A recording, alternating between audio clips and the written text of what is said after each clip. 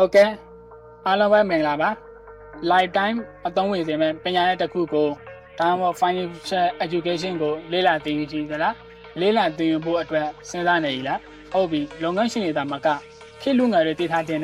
ပညာရေးတစ်ခုဖြစ်တဲ့ foreign training ပညာရေးနဲ့ကျွန်တော်မိတ်ဆက်ပေးပါရစေဟုတ်ပါပြီဒါဆိုရင် foreign training လုပ်ငန်းကဘာလဲ foreign training ထဲမှာဆိုရင်ဘာတွေအရောင်းဝယ်လုပ်ရတယ်လဲ foreign training လုပ်ငန်းမှာဆိုရင် currency ပဲနိုင်ငံတကာငွေကြေးတွေကိုအရောင်းဝယ်လုပ်ရမယ် commodity ကုန်စည်စည်းဝယ်ကိုရောင်းဝယ်လုပ်လို့ရတယ် wall go ကမ္ဘာရွှေရှိမယ် silver wine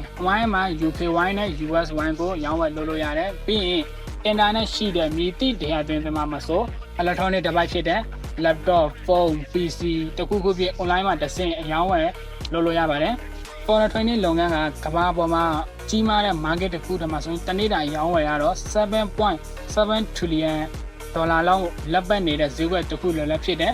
ဒီဈေးကွက်မှာဆိုရင်လူကြီးမျိုးတို့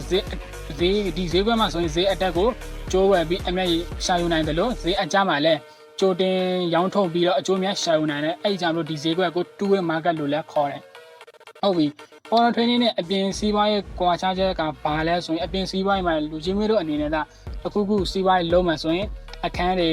ဆိုင်တဲ့နေရာတွေရှိရမယ်ပြီးရင်ဝန်ထမ်းတွေခန့်ရမယ်လုပ်ငန်းအတွက်လိုအပ်တဲ့ခွင့်ပြုချက် license တွေလုပ်ထားရမယ်စီးပွားရေးပြိုင်ပွဲတွေရှိမယ် competition ပေါ့နော်ဟုတ်ပြီရင်းနှီးငွေနည်းနည်းဖြစ်စလို့နိုင်တယ်ခက်ခဲမယ်ဟုတ်ပြီအသုံးပြုရကုန်ပစ္စည်းများရယူခြင်းအရေးသွေးတွေကိုစစ်ဆေးရမယ်အချိန်ကာလကြာမယ်ဆိုတာလုပ်ခံရမယ်လုပ်ငန်းရဲ့ဆိုင်ရာတိုင်အောင်မိမိရင်းနှီးငွေအတန်တန်ရခြင်းခက်ခဲတယ်ဟုတ်ပြီ foreign training မှာကြာလူချင်းမျိုးတို့တကယ်လို့ကျွန်တော်စီမှာလူချင်းမျိုး foreign training လုံးမယ်ဆိုရင်ဒီ foreign training မှာဒီအခက်ခဲတွေလုံးဝမရှိဘူးဖုန်းတစ်လုံးရှိမယ်ပြီးရင်လူချင်းမျိုး internet ရရှိရမယ်ဒီဖုန်းထဲမှာလူချင်းမျိုးတို့ရင်းနှီးငွေထပ်ပြီးတော့မှဈေးအတက်မှာရောအကျမှာရောအကျိုးများရှာယူလို့ရတယ်ကိုယ့်ရဲ့ကျွမ်းကျင်မှုပေါင်းမူတည်ပြီးတော့တင်းနေတာလူချင်းမျိုးကဘယ်လောက်ရှာကျင်တာလဲဘယ်လောက် target ထားကျင်တာလဲဘယ်လောက်ရင်းနှီးမျိုးနေကျင်တာလဲနော်ဟုတ်ပြီဒါဆိုရင်လူချင်းမျိုးတို့ဒီအကြောင်းထဲမှာနားမလည်တဲ့အပိုင်းရှိရင်ကျွန်တော် comment မှာဖြစ်စေကျွန်တော် Facebook လာရောက်မေးမြန်းလို့ရတယ်လူချင်းမျိုးတို့ဒီကျွန်တော်စီမှာ foreign training ပြင်တက်ရောက်သည်ဖြစ်စေ training account ဖွင့်သည်ဖြစ်စေ free appointment ဆွေးနွေးကြလို့ဖြစ်ဖြစ်ဒီကျွန်တော်ရဲ့ Viber နဲ့ Telegram ဖုန်းနံပါတ်ဖြစ်တဲ့390 650 696 910ကိုစောက်တော့ပြီးအသေးစိတ်မေးမြန်းနိုင်တယ်လို့ဖုန်းဆက်ပြီးတော့လည်း direct မေးမြန်းနိုင်ပါတယ်ခင်ဗျာအားလုံးကိုကျေးဇူးတင်ပါတယ်